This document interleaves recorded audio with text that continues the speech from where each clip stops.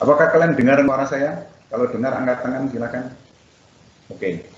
Kemarin kita sudah melihat analisis konteks dan analisis sintaksis. Lalu hari ini kita akan melihat analisis semantik, analisis struktur, dan analisis cerita. Ini adalah konteks. Kita diajak untuk melihat teks dari konteksnya.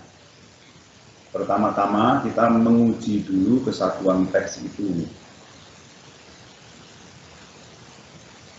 Bagaimana cara menguji, membuktikan apakah dari awal teks sampai akhir teks itu memiliki satu kesatuan, entah itu kesatuan tema, entah itu kesatuan tokoh, entah itu kesatuan tempat, entah itu kesatuan waktu.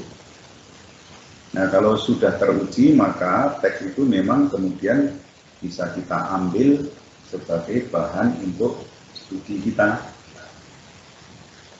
Karena kita memang bisa mencomot teks itu dari teks-teks yang lain, memisahkan teks itu dari teks-teks yang lain. Tetapi teks yang kita miliki itu, yang sudah kita copot dari tempatnya itu, tentu saja tidak berdiri sendiri. Meskipun dia bisa dicopot, tetapi dia tetap memiliki keterkaitan dengan teks-teks yang lain, baik teks sesudahnya maupun teks sebelumnya. Dan itulah yang disebut dengan konteks. Analisis konteks adalah menyelidiki kira-kira kaitan apa yang ada, kaitan yang bagaimanakah bisa ditemukan antara teks yang kita copot dengan teks yang mendahului maupun teks yang mengikutinya. Nah, itulah yang kita sebut analisis konteks, konteks dekat dan konteks jauh. Konteks jauh kita melihat kaitan teks yang kita analisis dengan perikop sebelumnya dan perikop sesudahnya. Sedangkan konteks jauh adalah kita menemukan keterkaitan antara teks yang kita analisis dengan seluruh teks yang mendahului dan teks yang menyusul atau yang mengikuti. Kita mengambil teks Injil Lukas bab 4 ayat 42 sampai 44. Nah, teks ini kan sudah kita comot dari Injil Lukas.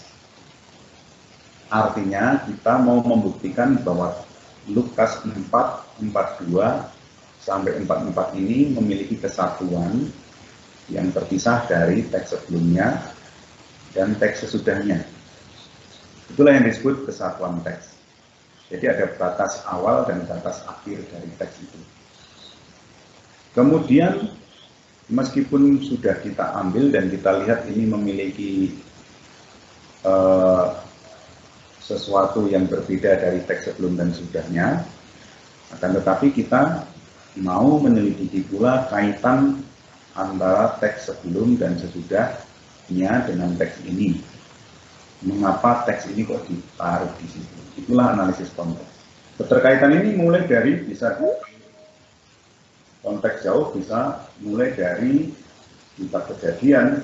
Untuk apa analisis konteks itu? Analisis konteks adalah untuk membantu mengerti atau memahami pesan yang terdapat di dalam teks yang bersangkutan itu secara lebih komprehensif karena tidak lepas dari konteksnya.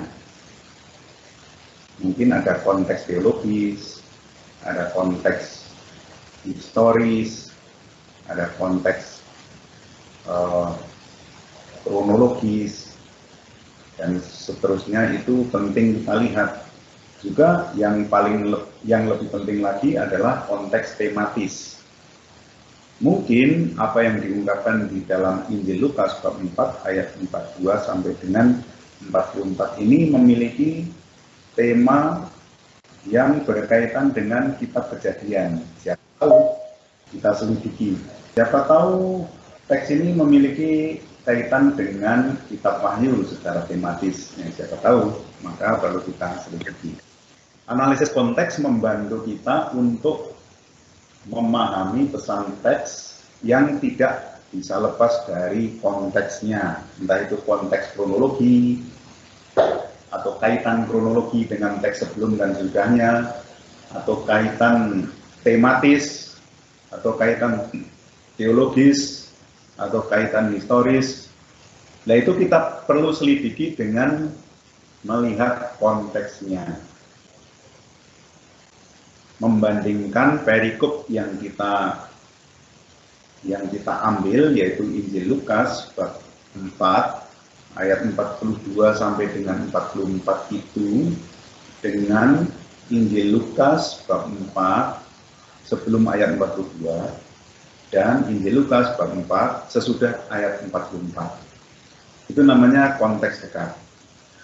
Tetapi teks itu juga memiliki kaitan dengan teks-teks yang ada sebelumnya, bahkan dari kitab Kejadian sampai kitab Wahyu. Nah, kaitan yang kita dapatkan itu disebut sebagai konteks jauh kalau kita dapatkan dari teks yang mendahului dan yang mengikuti yang jaraknya jauh dari Injil Lukas bab 4 ayat 42 sampai 44. Misalnya teks kitab Kejadian dan seterusnya. Melihat konteks dekat, melihat konteks jauh, lalu kalau memungkinkan, mungkin ada konteks yang lain, konteks sejarah kah, atau tradisi penulis. Lalu menentukan fungsi teks itu dalam seluruh kitab. Mengapa teks itu kok ditaruh di situ? Kira-kira fungsinya apa? Lalu untuk membantu melihat fungsinya itu, caranya adalah melihat kebalikannya. Jika teks itu diambil dari situ, kira-kira ada sesuatu yang kurang atau tidak. Kira-kira begitu. Itu adalah analisis konteks.